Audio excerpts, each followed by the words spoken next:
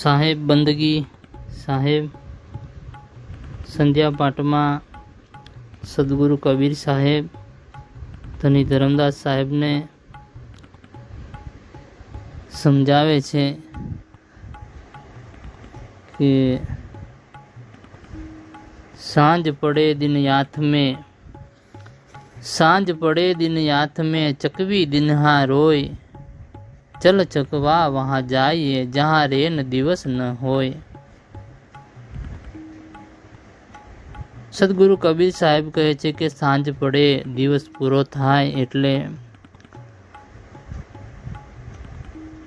ત્યારે ચકવી એક પંખી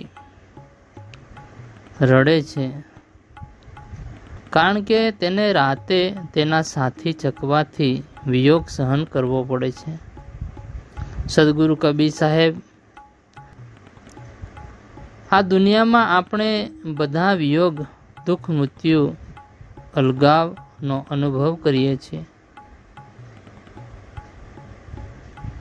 સદગુરુ કબીર સાહેબ કહે છે કે એવી જગ્યાએ જવું જોઈએ, પરમાત્મા સાથે જોડાવું જોઈએ કે જ્યાં ક્યારે વિયોગ ન હોય, એટલે કે મોક્ષ, પરમાત્મા સાથે એકતા હોય। આ દુનિયા નાશવંત છે, અહીં વિયોગ છે, પરમાત્મા સાથે જોડાવાથી। સદગુરુ કબીર સાહેબ ધરમદાસ સાહેબને ચકવા પક્ષી જેવી આત્મા, આપણે એવી જગ્યાએ જઈએ કે જ્યાં રાત અને દિવસ ન હોય, એટલે કે સમયનો ભેદ જ ન હોય। અહીં ચકવા આત્માનું પ્રતીક કહે છે, રેન દિવસ નહીં હોય, એવી સ્થિતિ બતાવે છે કે જ્યાં સમય, જન્મ, મરણ નથી, દુઃખ સુખનો ભેદ પણ નથી।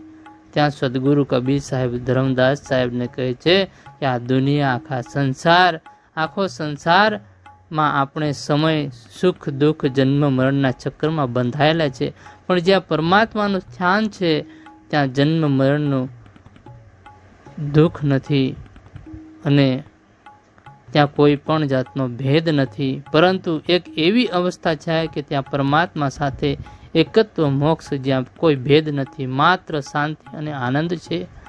મનુષ્ય પોતાની અંદર ધ્યાન કરીને એવી સ્થિતિ પ્રાપ્ત કરવી જોઈએ કે જ્યાં મન શાંત થાય અને સમય અને દ્વૈતનો અહેસાસ ખતમ થાય।